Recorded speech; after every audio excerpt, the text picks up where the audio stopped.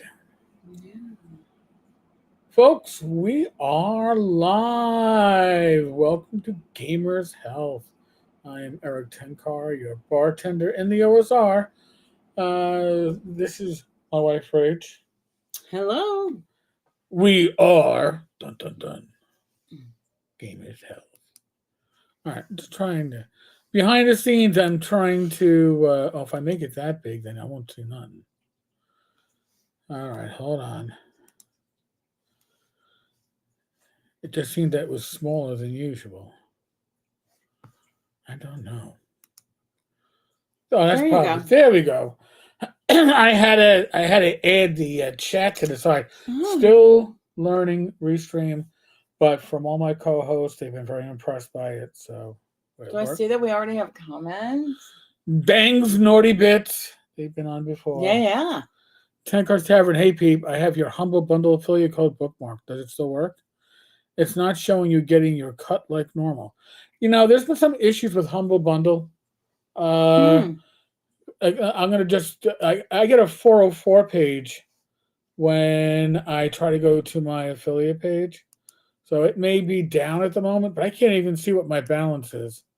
If I go to partner dashboard, it doesn't work at the moment. So I don't know if that's for everybody. Maybe it's updating or maybe upgrading I don't the know. weekend. I mean, I appreciate everybody who shops using the tavern's links. I really do.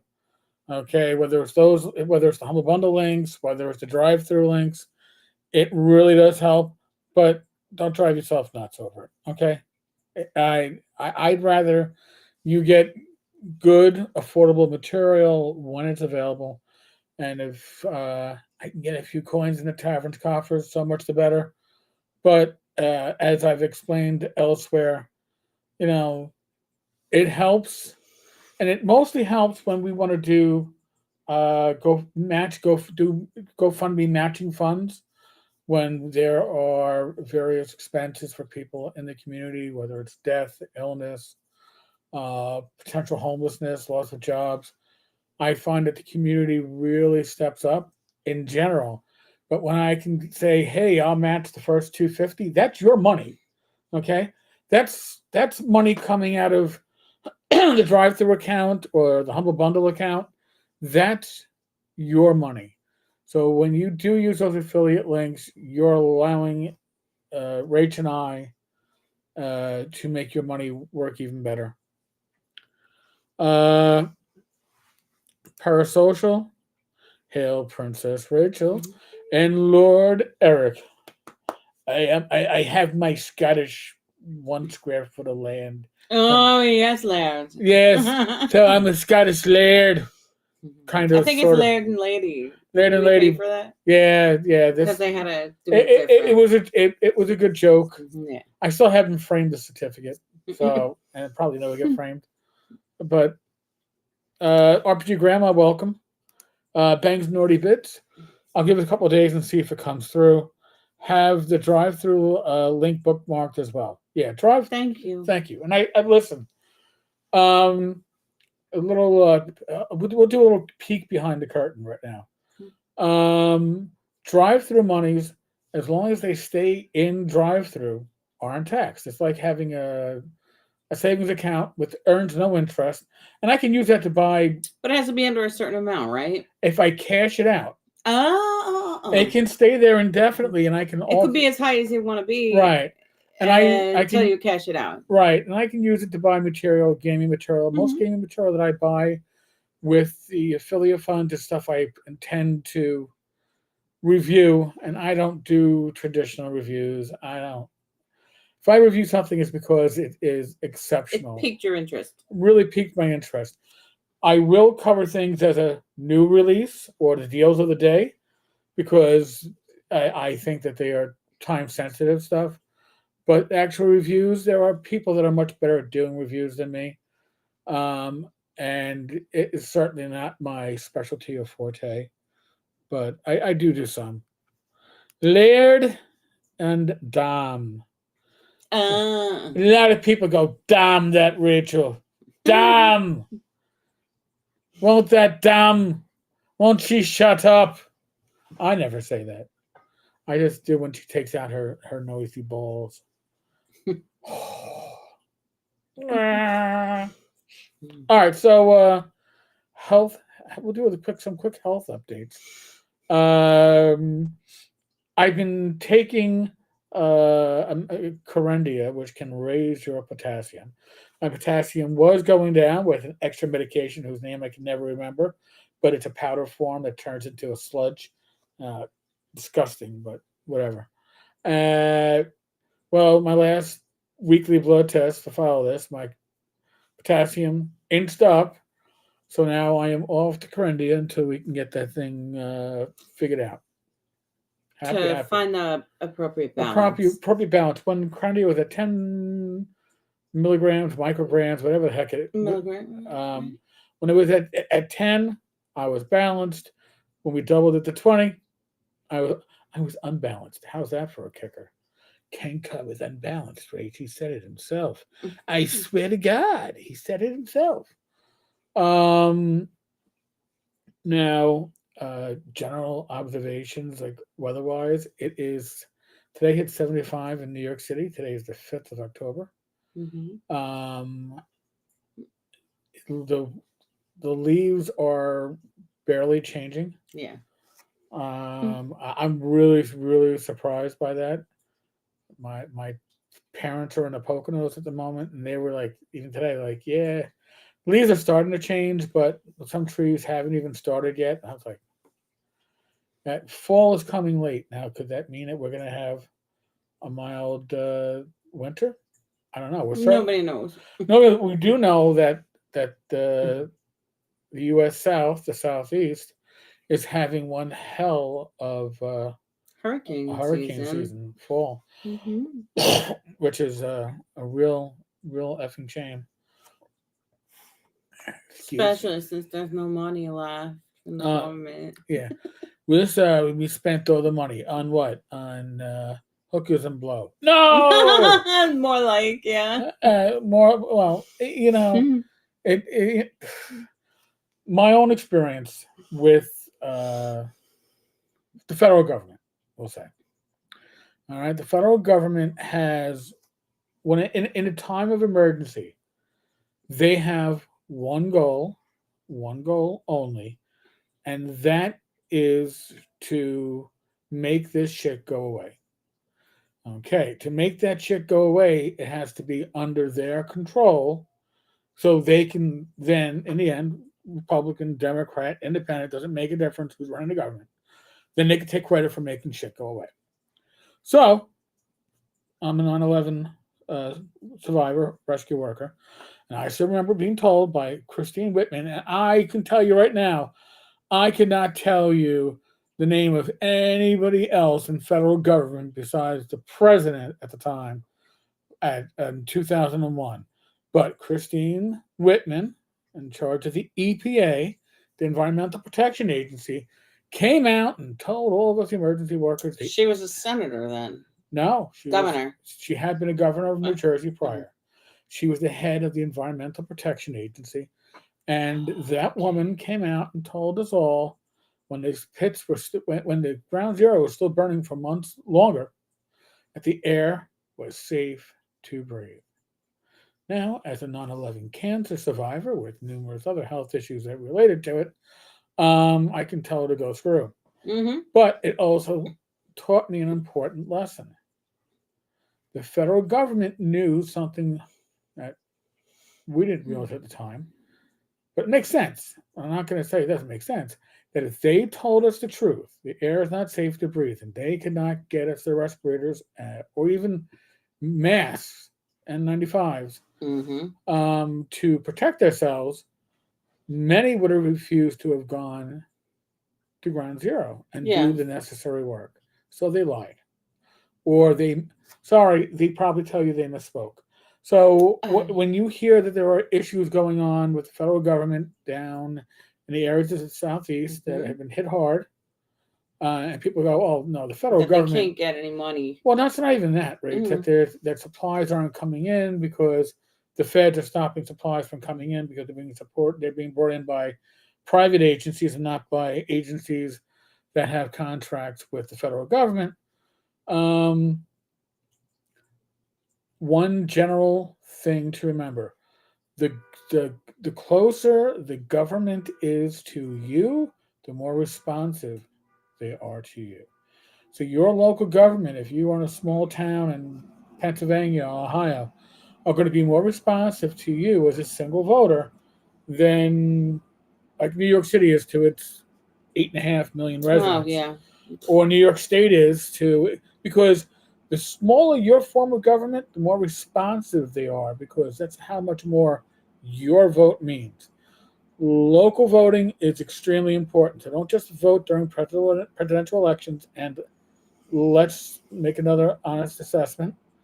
Generally speaking, for the average individual, doesn't matter who's got the presidency, your life doesn't change much. But who's mayor of your city, who's governor of your state, who's your local councilman, that can change your life greatly. So always, always, always think about who is supporting you and who you're going to support in your local elections. Doesn't matter where you live, US, UK, Australia. Those local politicians, we all are politicians, right? Um, they're going to be more responsive to you because your one vote has a lot more weight when a swing of 10 or 15 votes can swing an election, when larger elections are swung by thousands of votes or tens of thousands of votes. Just keep that in mind. Um, Leaves are changing and falling here in Maine. Okay, well, I guess they're always ahead of us. yeah, well, again, I'm surprised the Pocono Mountains. Usually by now we've got some. That's staccato. Parasocial. I cleaned and stored my electric trains off my dining room table this afternoon. Cleaned up the table nicely. First time I actually ate at the table in years. Aw, very cool. So We have some similar work that we are trying to do too. right. So for those that are following along at home, Glenn Hallstrom, my co-host every other Friday. I've known Glenn for, oh my God, over a decade. Glenn's coming to New York and he's going to be staying with us here in New York and in the Poconos for the better part of a week. He'll also be out in Long Island with another friend of ours. So, when you're living by yourself or living as a couple, you have certain standards that you're willing to put up with. But those standards don't match having somebody else in that space. That space needs to get cleaned. It needs to get revamped to some extent. Right.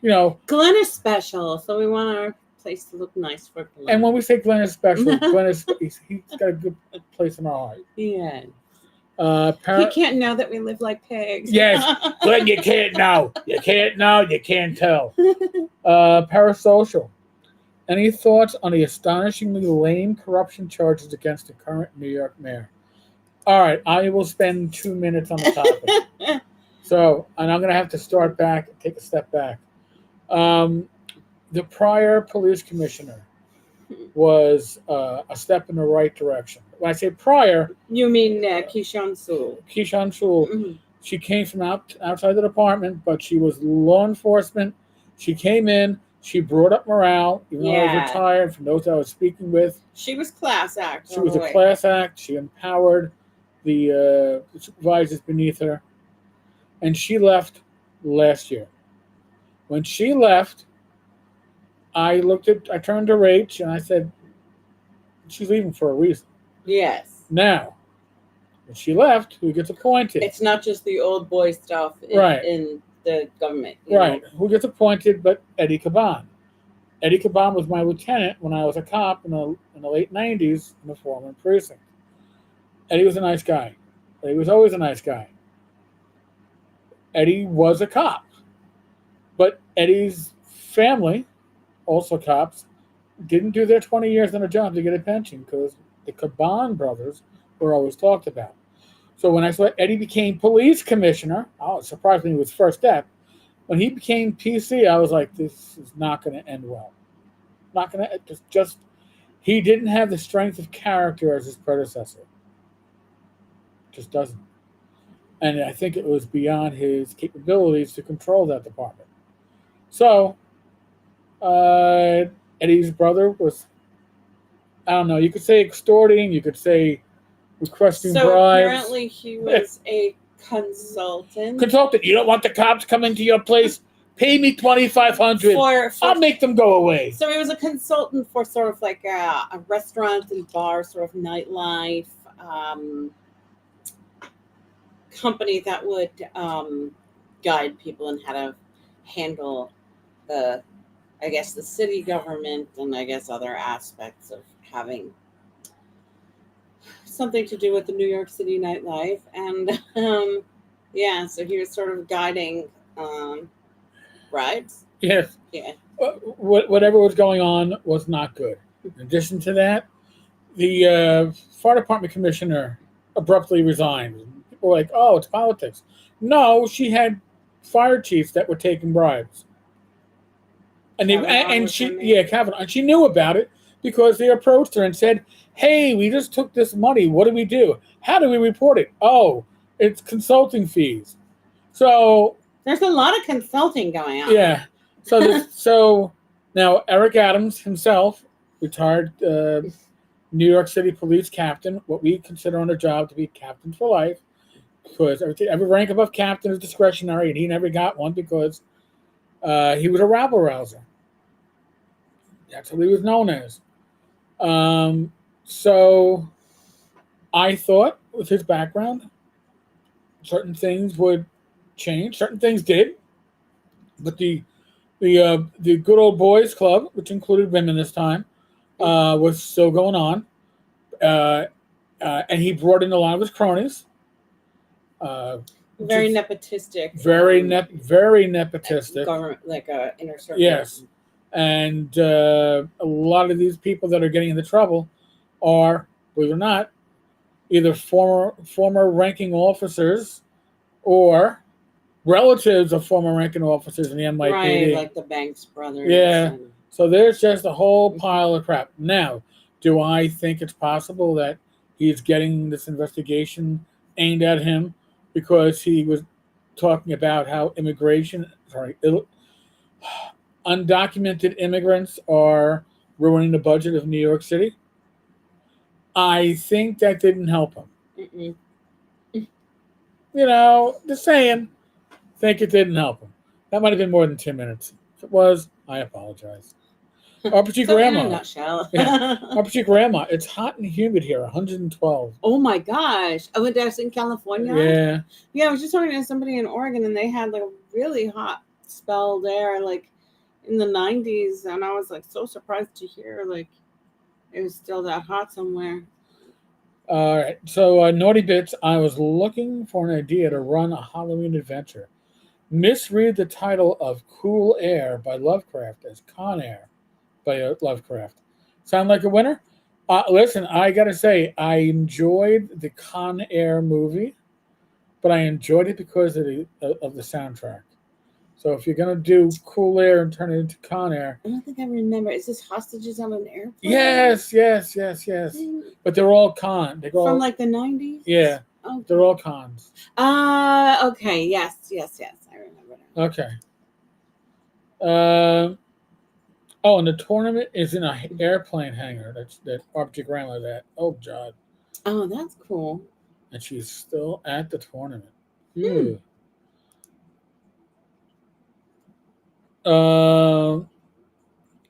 Phaedrus Live. The Dare for Call of Cthulhu is the ultimate Halloween adventure. There's most. I don't think I've played a Cthulhu game. She has. Now, Rachel's played Paranoia now. Yes. We're bringing her up to the real world. Yes. But I would like to, for my inner circle, I would like to do a Call of Cthulhu adventure either later on this month. Might not happen this month with Glenn visiting, but maybe beginning of November with Tom, Tammy, basically Don, the significant others, our wives and us, but We'll see. Best laid plans of mice and men often go astray. Indeed. Up to grandma. FEMA doesn't really care about population, just paperwork. Yeah, yeah. Yeah. They're, Sounds like it. they are the organizers. They are the central repository. So reports that I'm getting, and I have a message board that I frequent, which for those that maybe it surprises you, but retired cops from New York City often leave New York City, and a lot of them wind up going south. Yeah. They settle into Tennessee. They settle into the Carolinas, Florida, Texas, and there's a lot of talk about what's going on in these counties, and that trying to get third parties, in other words, non-federal government, non-FEMA sanctioned aid in, is next to impossible. So you can go on Twitter. Even Elon is talking about it. Oh, so even though that we have a lot of people that like would volunteer and want to help, Right. or they are like leaders in industry that can Supply help. stuff. Yes, that is being rebuffed. Well, Even though our president said, "Oh, well, you're just gonna have to help your fellow Americans." well, Something to the effect of like more money from the American people to help other American people. but Rach, you just nailed it on the head. More money. They don't want people getting involved in the process. Because they already spent up the money they had. There's a reasoning behind it to some extent. All right, and like one of the things that we learned on 9/11 is that like 9/11 we had that night. I was talking with Chicago's emergency service officers, cops that were basically their SWAT officers who, on their own volition, headed out to New York City. Didn't ask for permission until they got to Western PA. Didn't get permission until they hit New Jersey. Oh, until before the GWB. Yeah, and they were already like they were virtually in New York. But we learned on 9/11, even with agencies coming in from New Jersey and Connecticut, everybody speaks their own language. Okay, like police agencies all have 10 codes. All right, but these agencies don't have the same 10 codes. So one of the things that we had to learn was for interagency operations, you turn to basically common language. So instead of going, oh, it's we got a 1031 here at Main Street and Fifth Avenue, we go, be advised, we have a robbery here. You don't use the codes. That's one of the first things they learned. But they also realized that these radios don't. Everybody has different frequencies. Mm-hmm. For all issues.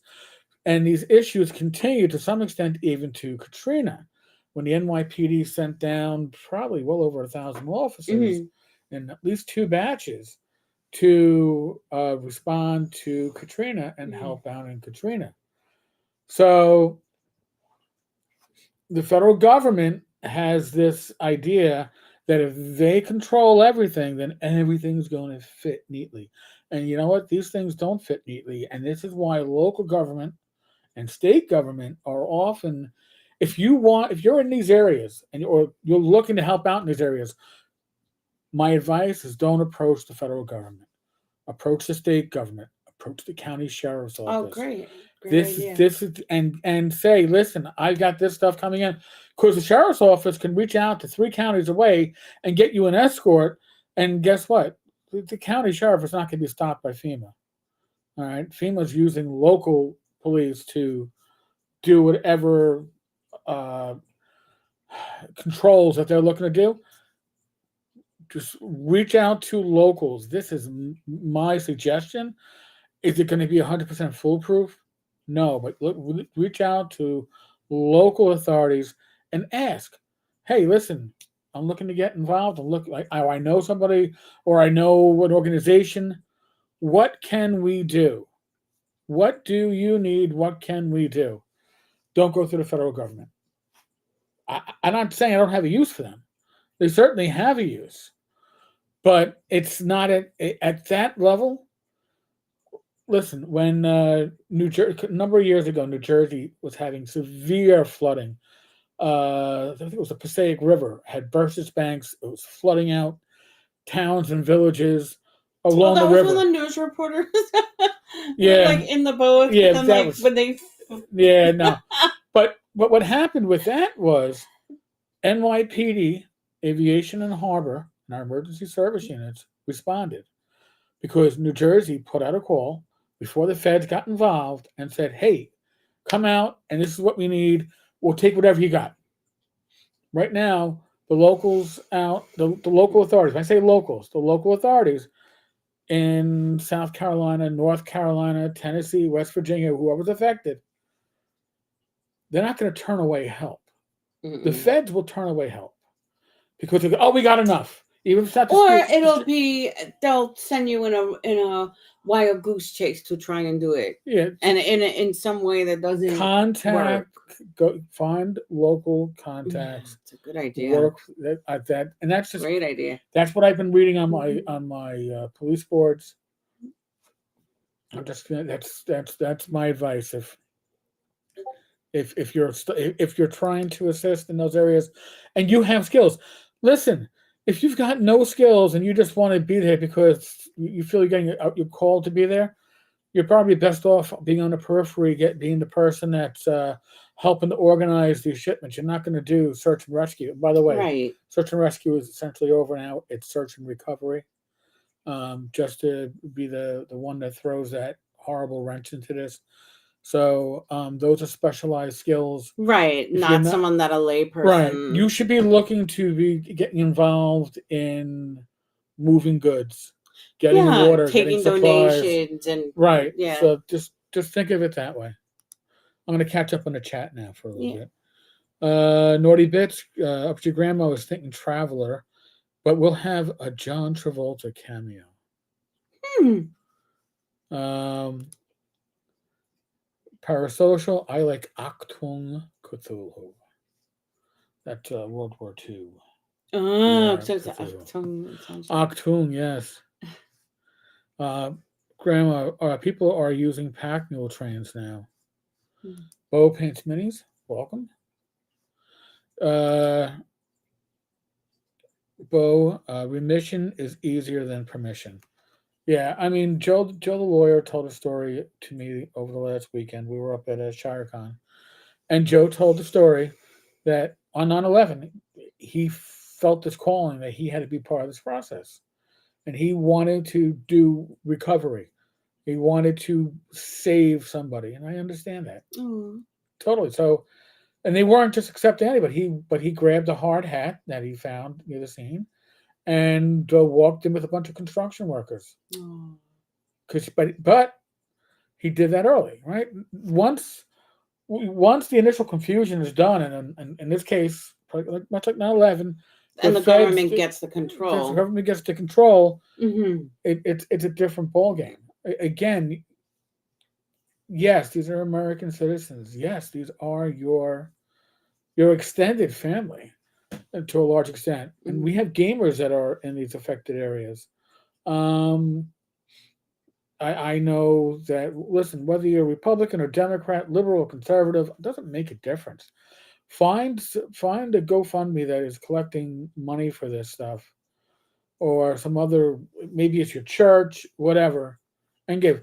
Now, some people are gonna get upset when I say this. Red Cross, and I only go Red Cross because Red Cross uses disasters to do fundraising. And the money they raise during a disaster doesn't go to that disaster. It gets saved for later disasters. So if you want to have an impact now, watch where your money is going. That's what I'm saying with that. Yeah, I am a source of useless knowledge when it comes to this shit. I apologize ahead of time. Parasocial, I'm a pessimist. I think society has passed the point of inevitable collapse. Turning Mm. government into a means of extracting resources from other ethnicities for your ethnic coalition has destroyed. Mm. To some extent, I can see some of that. Yeah. Government or crisis response. Yeah, you know, again, the law, local government is where you, as an individual, want to contact, you want to Where you matter interface the with. most. That's where you matter the most, is local government. That's where you can affect change. Okay, if you want to change things on a national scale, God bless you. But you're going to be busting your head to the point where it bleeds. Uh, yeah, people are going around FEMA. Bo paints minis. When I was in Aries and races, we preach plain talk on the radio. Yeah, and that's a hard thing for folks to, especially emergency responders, to understand, Mm. because part of the reason why you talk in a 10 code is because that 10 code says so much without saying a lot. And human nature is to be a little bit lazy in your communications. So if you can say it, once you've learned the 10 code, which is another language essentially, um, you default to it in those situations. Sure. So, and the NYPD realized how big an issue that was, because we had two full 8-hour trainings on uh, basically critical mass response to these emergencies and getting away from using 10 codes in these situations. What are these? Areas and races are, oh God, I don't know if the actual stand for, but I do believe It's that some kind they're of the emergency response response, thing? yeah. Oh, like in the military, maybe. Hmm. Um, Or your grandma, to find people, bring in emergency supplies, and take people out. Yes, Yes. I actually read an article about basically FEMA stopping individuals from coming in on land, so they had to then put themselves on essentially the boats The that the waterways? waterways Oh, to get interesting. around and to bring people out. Mm-hmm. And I don't want to get conspiratorial or anything like that, but a lot of my opinion, there's always somebody on the government level who does not see people as people, Mm-hmm. sees people as experiments, see people as numbers. Yeah, In the we end, have all of 2020 to back that up. your data points. Mm-hmm. So if you think there isn't somebody involved in the process somewhere, I'm not saying that they're a decision maker, but there's somebody that's got their next research paper done on mapping all this stuff out and figuring out the survival rates and all this. There's somebody already doing that. Grandma, people are wandering out who haven't eaten in days. Yeah. Bo, the local ham radio operators always know what's up. All right, so this is something that I did see on one of my on my main police board, and one of the suggestions was is that everyone should own, whether you live in a city, whether you live in the boonies, doesn't make a difference. Essentially, a ham radio. Okay. Now, That got popular when we were kids. yes, It's still around. Like, it's still around. They're still out there. mm, Now, you need a license to operate one, with one exception. really? Yes, and you know what the exception is? If you're law enforcement? No, emergency situations like this. Oh, okay. So if you have that ham radio sitting in your basement, sitting in your the corner of your room, and maybe you get bored once in a while and you listen in. I used to listen into one when I worked retail. We actually sold one, and I used to just listen in. It was interesting. You should probably have one. I'll admit that we don't, Hmm. but I'm looking into it. You can get ones probably for $100. I don't know Hmm. how much distance, but you don't need a lot of distance. You need a couple of miles distance, because a lot of times it's only a couple of miles that separates you from The next person using one. right. Oh. And you want to be able to say, Hmm. where you're at. You know, Yeah. so Parasocial. Remember in the 1980s when Hollywood depicted local sheriffs as corrupt? Excuse me, and the federal government is virtuous. Mm. Oh my God. Yes, indeed. Mhm. Search and rescue dog teams are now avoiding FEMA too, as they are threatening to take their dogs and equipment. And these are trained organizations. They're volunteers. They are volunteers, but you see, the They issue. have some other agenda. That's evil. Well, when it comes to the federal government, sometimes control is the issue for control's sake. If that just comes with the federal authorities. Meanwhile, Um, people suffer and suffer longer and worse. yeah. Optional rule. Now, this is actually pretty accurate. When the feds say they have enough, what they mean is they have as much as they can manage. Not necessarily as much as they need to cover everyone. That is actually as truthful as you can get. Hmm. We have enough. We're maxed. Okay. And that doesn't mean that it's going to go where it needs to go or get out there fast enough. So, Mm. listen, whatever you think about people like Elon Musk, whether you agree with his politics or not, or agree with how he makes his money or not, FEMA told him uh, to stop, stop distributing free Starlinks. Yeah. It's the only way. The only way you can claim your $750 emergency money is online. So if you can't connect Yeah, online, they can't handle the whole demand, I guess. so again, I Sorry. I I have just hissed my teeth. I have no love for federal Amazing. bureaucracy. I'll put it to you that way. I was about to say the federal government, not and that's the wrong way to put it. I have no love for federal Mm-mm. bureaucracy. So I'm just catching up here. The UNHCR is a disaster mongering monitoring Lebanon. So obviously raise money. Okay, well, yeah, UN human See, I feel what that stands for. Uh, Don, yes, that is what happens. 10 codes are a way to say things that those around you don't understand. We use them in EMS. Yes. Yeah. Uh, yeah, the data point people are sick, but would totally expect to be treated differently if they were in need of rescue. Yes. Hmm.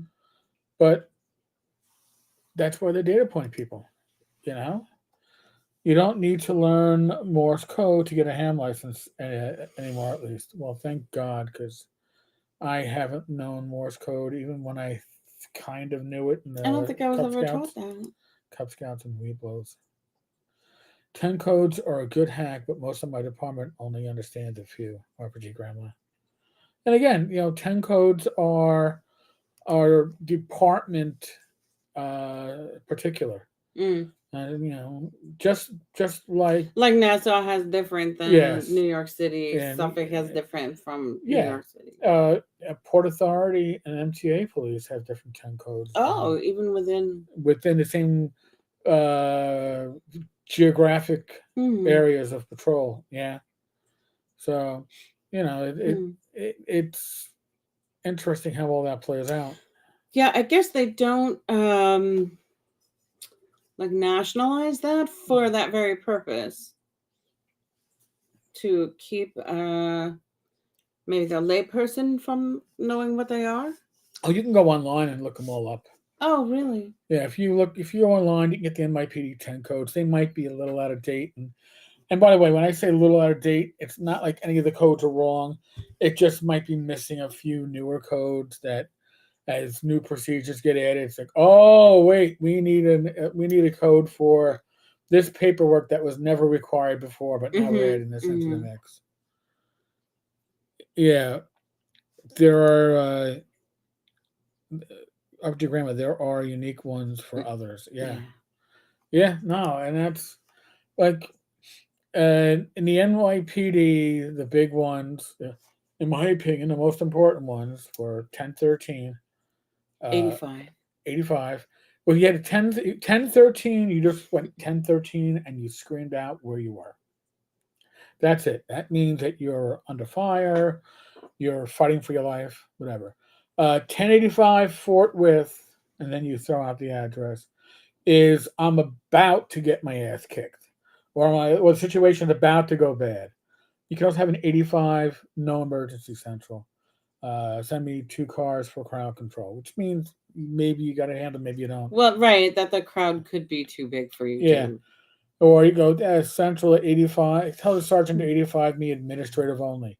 I got a question for the sergeant that I can't put over the radio. So I need him in person. For us, 63 meal. Central requesting 63 at the house. Central, I want to take 60, go for meal at the station house. So these were all the important codes that, the most important, the crime codes, the finalized codes, whatever. These are the codes that could save your life. Or uh, Central, show me 61 administrative at the house. That was you were taking. It could be on a personal, but you never said you're on a personal. You're always administrative because if you were on a personal, you had to be back in 10 minutes. If you were administrative, you could take as long as you needed in the potty. Here's some little secrets. Up to grandma, gotta go. All right, grandma, be good. Take Be care. safe. So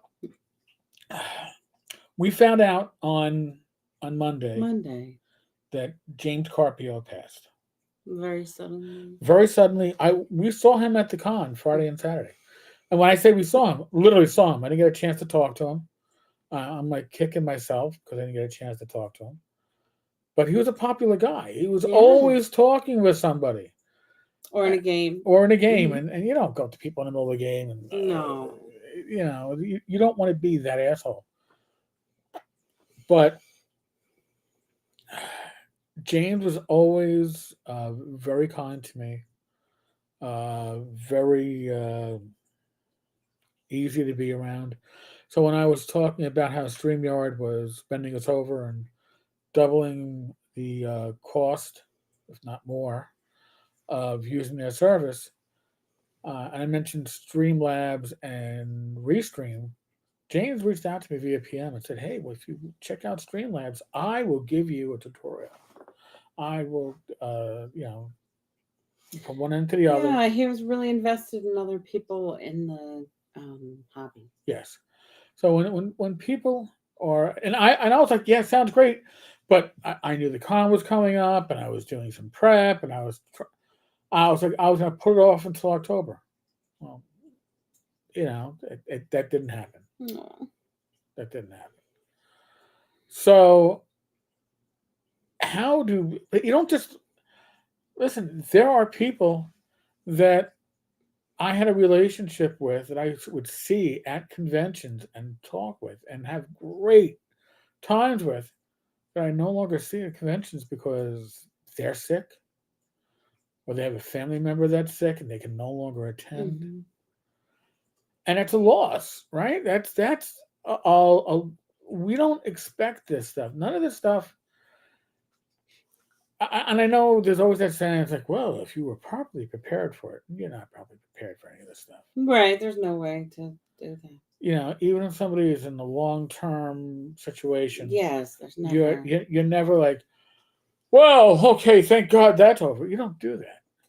You don't do that. And like with me personally, it took me a long time as a cop.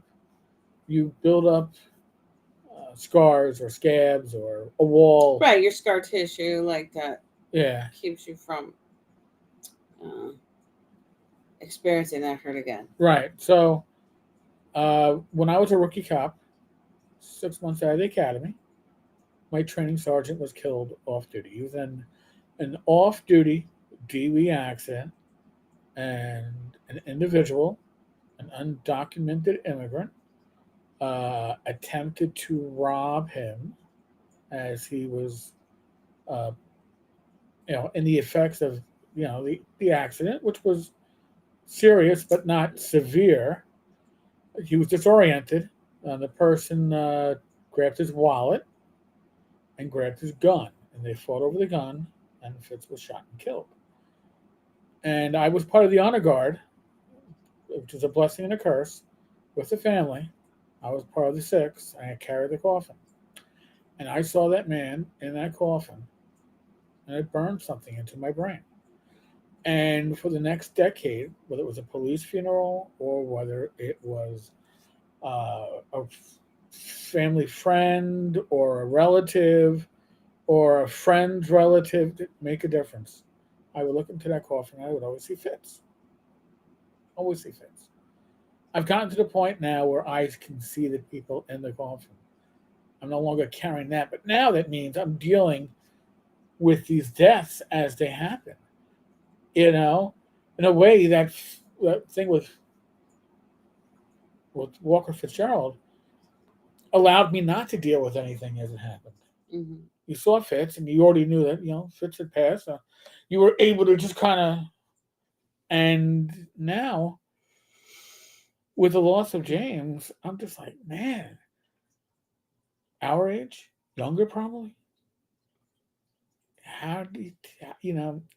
And I already look at myself, and I go 4 years ago during 2020, I could have been, the one that people were talking about. Yeah. And there was there was a personality in gaming, an old personality in gaming. He's been around for a while. Who not going to name them, but wished me no good health when that was going on. That one. Yeah, that one. And you know what? I'm glad that my health improved on its own. But if it hadn't, Well, you also did some work. No, but I'm glad that my health that the worst did not happen. Yeah. Because I suspect this individual with this pompous attitude would have felt like shit afterwards, right? Because unresolved issues make you feel like shit. So if you have, I don't know if he's capable. I think on some levels he is, but in any case, if you have people in your life that are important to you, but right now what's more important to you is a grudge or an argument. Because I know this doesn't happen in my family, but this has happened in families of my good friends, Mm-hmm. where relatives have not spoken, siblings have not spoken in a better part of a decade. Yeah. What do you do when one member of that argument passes? Because the survivor, the one that passes, they're on to a better thing. Yeah. The one that's still here has to deal with I should have, yes, I would have, if I had known. Well, you don't know. Mm-hmm. You're never, God or the Archangel Michael is not going to come down to you and say, hey, by the way, that sister of yours that you consider to be well, guess what? She's got 2 days left and she doesn't know it. You better make up. Nobody. That doesn't happen. Yeah, we're not. Yeah, so lucky to have that information. So, yeah. Yep. Yeah, I'm like, oh shit, I had to call my brother and sister because that reminds me of my own brother who passed. Don. Yeah, I never met or knew the man, but from what I've seen all over social media, he mattered to a lot of people. Yeah. Yes. He was a good soul. I got to say that I've only played in one session of Swords and Wizardry Light as a player. It was his. It was James. Yeah, when we went to a game store in Connecticut. Yes. Yeah. And that's the kind. I mean, who? Yeah, we played with him and his wife. Yeah, and a few other gamers in the store. And some other people that were there. Yeah. And then we went out to dinner afterwards at some New Haven Pizza or something like that. Yeah. I mean, that's the kind of person James was. Hey, you wrote these rules. You probably never played them as a player, right? Come on, I'll run it for you. And I was like, and I didn't know James well at that point. No. But it was a blessing. I think James is a blessing for many people. Yeah. So Don says, email rolled in. He copied me in a PM. I wonder what that could be. I'll have to check that out when we're done with the live. Uh-oh. Yeah. But anywho. But honestly, folks, once somebody passes, or once somebody is, Yeah, I mean, is there something that we could donate to that's gaming related that, sort of helps people? I don't know. Something related to either like getting kids into it, or I don't know. I'm not sure what kind of charities are. But this time Maybe to research it and see what we could do to take care. And do something in his memory, right? And something else to remember too: when people pass, for them, their gaming session is over, right? They moved on.